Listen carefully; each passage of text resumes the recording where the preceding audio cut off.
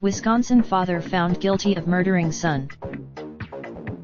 A western Wisconsin man has been found guilty of second-degree reckless homicide in the fatal shooting of his son, A. Cale Allen Fleischauer was originally charged with first-degree intentional homicide and possession of a firearm by a felon after his 20-year-old son Chase was fatally shot in the head.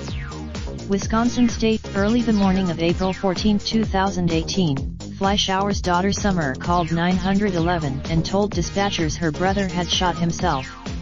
When Street deputies found Cale Fleischauer to be unemotional, and reported he smelled of alcohol, was slurring his words and had difficulty keeping his balance. When asked his name, detectives talked with Summer Fleischauer and say she told them this. An autopsy of Chase Fleischauer's body revealed a gunshot to the head that the medical examiner's office ruled was a homicide. The examiner during the trial, Fleischauer and his defense team insisted that Cale Fleischauer accidentally shot himself. After Thursday's Raindrop.